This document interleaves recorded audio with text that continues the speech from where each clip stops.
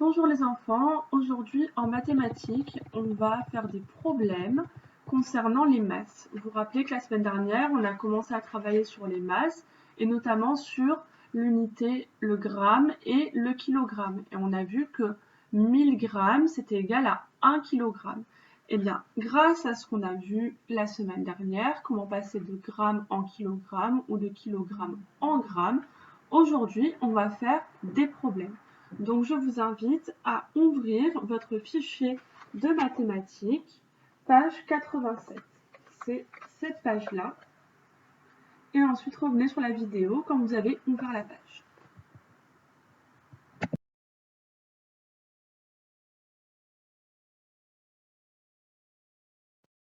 Donc, je vous propose qu'on fasse le premier problème, celui qui est tout en haut, ensemble, pour bien voir la technique, pour résoudre un problème. Donc, d'abord, en premier, on lit l'énoncé dans sa tête une première fois. On peut ensuite le lire à voix haute. Je vais vous le lire, écoutez bien pendant que je le lis. Pour réaliser cette recette, Louis a posé sur la table 1 kg de farine, une plaquette de 250 g de beurre, une douzaine d'œufs et un paquet de levure. Calcule ce qui reste après avoir fait la brioche. Donc, ça c'est l'énoncé. Et on a aussi une partie de l'énoncé qui est ici. Parce qu'ici, il s'agit de la recette pour faire la brioche et il y a marqué les ingrédients dont on a besoin. Alors, on va d'abord commencer par souligner la question de l'énoncé, ce à quoi il va falloir répondre. Donc la question ici, c'est calcule ce qu'il reste après avoir fait la brioche. Elle est ici la question. Donc, si on doit calculer ce qu'il reste, cela veut dire qu'on va sûrement devoir faire des soustractions, puisqu'on a des données au début, on a les quantités qu'il a achetées, qu'il a posées sur la table, et dans la recette, ici, on a les quantités dont il a besoin pour faire la recette. Donc, on va entourer toutes les données importantes de l'énoncé. Celles qui vont nous permettre de répondre à l'énoncé.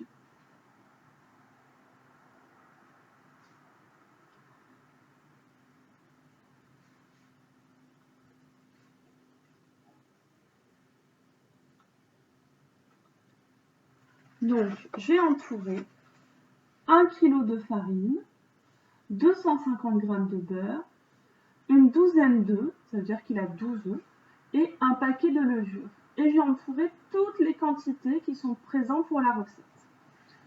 Ensuite, on me demande de savoir ce qu'il reste en quantité de farine, en quantité de beurre, en quantité d'œufs et en quantité de levure. Donc, je vais faire l'un après l'autre. D'abord, on va s'intéresser à la farine. Vous pouvez prendre une feuille de brouillon, bien sûr, si cela vous aide. Donc, pour la farine, au début, j'ai 1 kg de farine. D'accord? Et ensuite, je veux savoir ce qu'il y a à la fin. Sachant que pour la recette de la brioche, comme c'est marqué ici, j'ai besoin de 300 g de farine. Donc, dans ces 1 kg de farine que j'ai acheté, je vais enlever 300 g que je vais utiliser pour faire la brioche et je vais voir combien il m'en reste dans mon paquet de farine. Donc en fait, pour avoir le résultat, il faut que je fasse 1 kg de farine moins les 300 g de farine. Ça, c'est ce que j'ai au début. C'est ce que je vais utiliser, donc je ne les aurai plus. Et moi, il faut que je trouve ce que j'aurai à la fin. Alors, comment on fait pour faire 1 kg moins 300 g? Bien déjà, ça ne va pas parce que les deux ne sont pas à la même unité. Donc, je vais mettre 1 kg en grammes. On sait que 1 kg, c'est 1000 grammes. Donc, en fait, il faut que je fasse 1000. 1000 grammes, c'est ce que j'ai au début, moins 300. 300, c'est ce que je vais utiliser pour faire ma recette de brioche. Il faut que je fasse donc cette soustraction-là. Je calcule le résultat et je vois qu'il me reste 700 g de farine. J'ai fait 1000 g, c'est-à-dire 1 kg de farine, ce que j'avais au début, moins 300, c'est les 300 g que j'ai utilisés pour faire ma brioche. Et à la fin, j'ai encore 700 g dans mon paquet de farine. Donc, je vais pouvoir remplir dans « Il reste », à la ligne « Farine », je vais pouvoir mettre 700 g. Attention, n'oubliez pas de mettre l'unité, parce que 700 g et 700 kg, ce n'est pas la même chose. Hein? Donc, il faut bien mettre l'unité. Pour le beurre, je fais pareil. Donc, au début, j'ai 250 g de beurre. Et je dois utiliser pour ma recette, c'est marqué ici, 170 g de beurre. Et je dois savoir combien il me reste à la fin. Donc, je vais faire 250 moins 170. Et je vais trouver le résultat. Vous pouvez le faire soit en ligne, soit vous pouvez le poser, comme vous le souhaitez. Là, je sais qu'il va me rester du coup 80. Pour aller de 170 à 250, il me faut 80. Donc, il me reste 80 g de beurre dans ma plaquette. Donc, à la ligne beurre, je vais pouvoir marquer 80 g.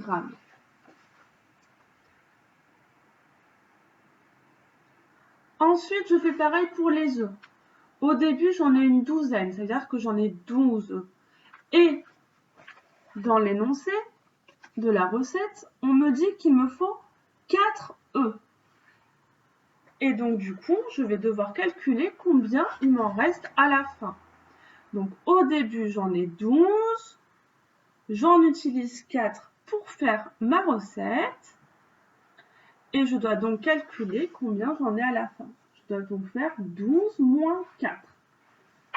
Et si je fais 12 moins 4, j'arrive au résultat de 8. Donc, il me reste 8 œufs à la fin.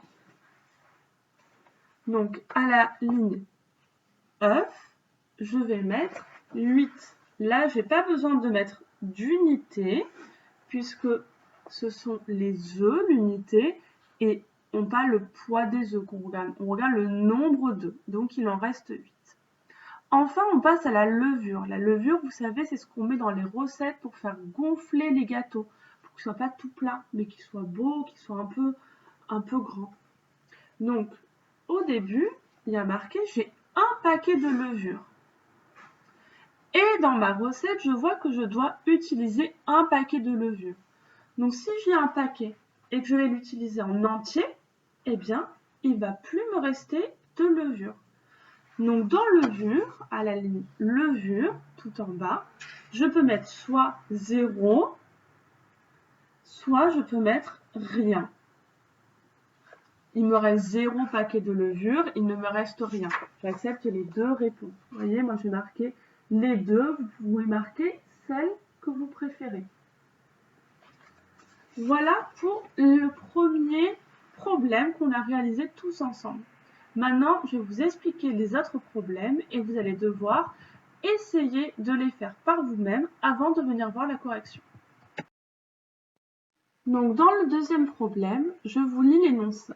Dans un panier qui pèse 350 g, on met 1,5 kg de pommes et 750 g de poires. Trouve la masse du panier avec les fruits.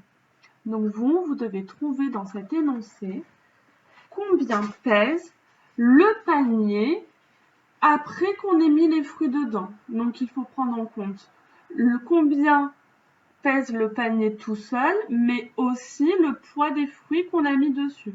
D'accord ? Donc vous n'oubliez pas, vous soulignez la question, ou en tout cas ce que vous devez trouver, et les données importantes. Et ensuite, vous pouvez vous aider bien sûr de votre feuille de brouillon pour faire des calculs. Vous remarquez le calcul bien au propre et ensuite vous faites une phrase réponse.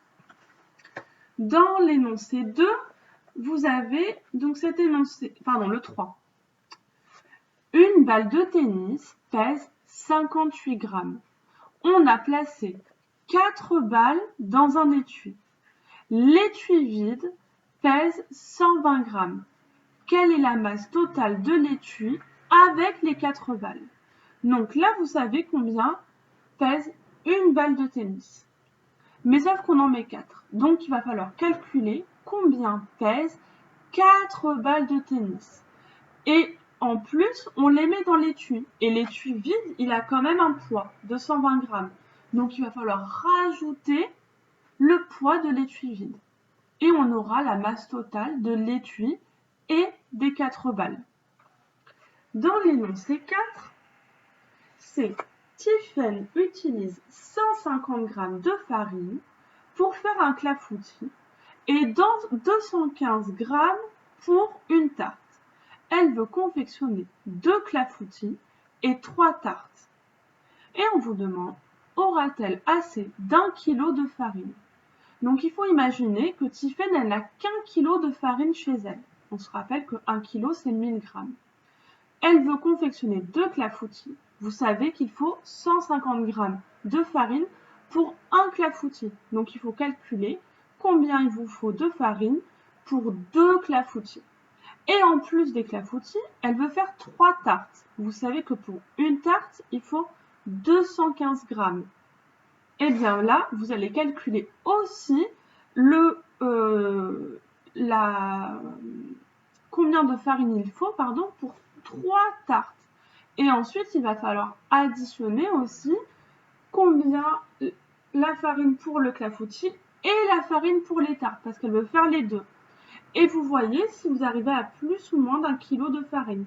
Si vous arrivez à plus d'1 kg, alors elle n'aura pas assez de farine. Si vous arrivez à moins d'1 kg, alors elle aura assez de farine. Enfin, vous avez le 5. Attention, le 5, il est compliqué parce qu'il y a marqué A2. Donc peut-être que vous allez avoir un peu de difficulté à le faire. Donc, vous avez un crayon neuf, pèse 5 grammes. Si je prends un crayon, alors moi j'ai que des stylos. Donc on va dire, hop, il pèse 5 grammes. Et une boîte de 12 crayons pèse 75 grammes. Et on veut savoir la masse de la boîte vide. D'accord? Donc, je vous laisse réfléchir à ça. Attention, c'est peut-être un petit peu dur. Ce que là, vous devez calculer, c'est quel est le poids de la boîte si on a enlevé le poids des 12 crayons qu'il y a à l'intérieur. D'accord? Et enfin, vous avez une petite question, qui est une petite question de logique, ici. Vous avez Fatou qui pèse 27 kg. Chang, il pèse 33 kg. Et Paul vous dit, j'ai 3 kg de différence avec Fatou et Chang. Donc ça veut dire qu'il a 3 kg de différence avec Fatou, mais il a aussi 3 kg de différence avec Chang. Donc il faut deviner combien Paul pèse en poids. Je vous laisse travailler et revenir vers la vidéo pour la correction.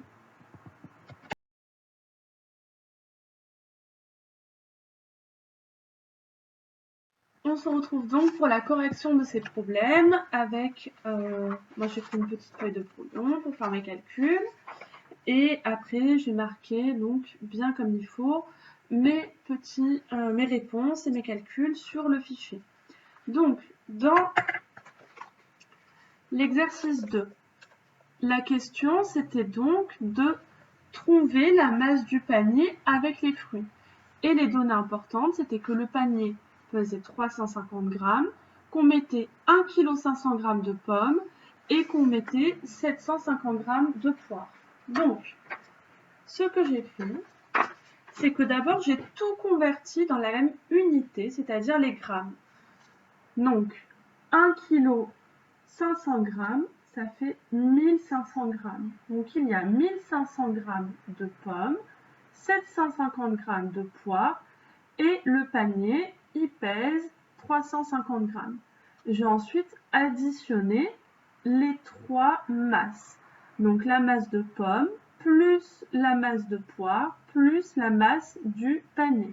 Je suis arrivée à 2600 grammes. 2600 grammes, si je le convertis en kilos, ça fait 2 kg et 600 grammes.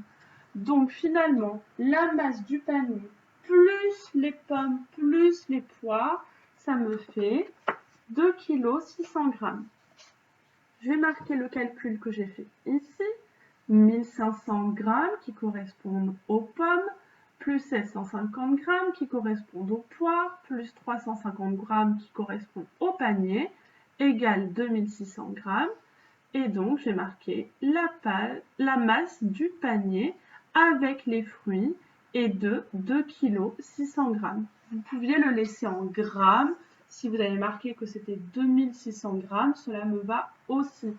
Vous pouviez aussi tout convertir en kilogrammes, mais dans ce cas-là, vous aviez des nombres à virgule, donc du coup, c'était beaucoup plus compliqué. Pour l'exercice 3, donc, il fallait donc calculer la masse de l'étui avec les 4 balles dedans, sachant qu'une balle de tennis pesait 58 grammes. Une balle de tennis pèse donc 58 grammes. Je vais donc calculer combien font 4 balles de tennis. Et pour ça, je fais une multiplication. Je fais 58 fois 4. 58, c'est la masse d'une balle et j'ai 4 balles. Donc, je fais 58 fois 4. Et je suis arrivée à 232 grammes. Donc, 4 balles de tennis pèsent 232 grammes. Par ailleurs, je savais que l'étui vide, sans qu'on ait mis de balles dedans, pesait 120 grammes. Donc après, j'ai fait une addition. J'ai fait 232 grammes, la masse de mes 4 balles de tennis, plus 120 grammes, la masse de mon étui vide. Et je suis arrivée à 352. Donc finalement, j'ai marqué mes calculs. Donc 58 fois 4 égale 232. 232 plus 120 égale 352. Donc la masse totale est de 352 grammes. Les 4 balles de tennis plus l'étui. Et je suis arrivée à 352 grammes. Pour l'exercice 4, il fallait donc calculer combien allait avoir besoin Tiffaine de farine pour faire ses 2 clafoutis et ses 3 tartes. Je savais que pour faire un clafoutis, j'avais besoin de 150 grammes. J'ai donc calculé combien il me fallait de farine pour faire 2 clafoutis. Donc j'ai fait 150 fois 2. Je suis arrivée à 300. Donc pour 2 clafoutis, il me faut 300 grammes. Je vous rappelle qu'elle pouvait faire 2 clafoutis et 3 tartes. Donc j'ai calculé la masse de farine qu'il me faut pour faire 2 clafoutis. Et je savais que pour faire une tarte, il faut 215 grammes. J'ai donc fait 215 fois 3. 215, c'est pour une tarte et fois 3 parce qu'elle va en faire 3 de tartes. Et je suis arrivée à 645 grammes. Donc pour mes 3 tartes, j'ai besoin de 645 grammes. J'ai additionné ensuite, si je veux faire 2 clafoutis et 3 tartes, il me faut donc là 645, c'est pour mes 3 tartes, plus 300 pour mes 2 clafoutis. Et je suis arrivée à un total de 945 grammes. Donc, il lui faut au total 945 grammes de farine pour faire 2 clafoutis et 3 tartes. Je sais que 1 kg de farine, c'est 1000 grammes. Donc, je vois que 945, c'est plus petit que 1000. Donc, elle aura assez de farine. Je vais marquer mes calculs. 150 fois 2 égale 300. 215 fois 3 égale 645. Et 300 plus 645 égale 945 grammes. Cela fait moins d'1 kg de farine, donc Tiffaine aura assez de farine, puisque je savais qu'elle avait 1 kg de farine chez elle.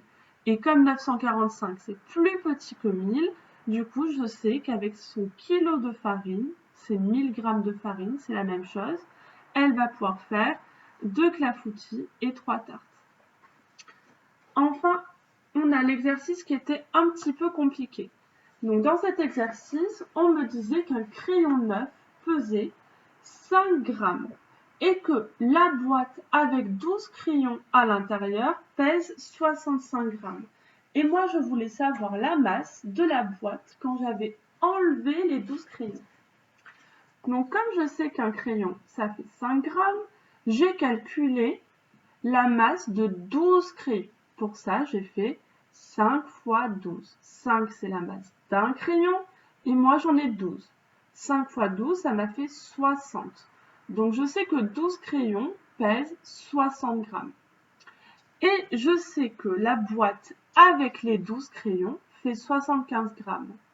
Donc, pour savoir juste le poids de la boîte, j'ai fait 75, c'est la masse totale, les crayons plus la boîte, moins 60 grammes. 60 grammes, c'est seulement les crayons, égale 15 grammes. Donc, je sais que ma boîte vide fait 15 grammes, puisque dans les 75, j'ai une partie de la masse qui est due à mes 12 crayons et une partie qui est due à ma boîte, parce que la boîte, même si elle est vide, elle pèse quelque chose.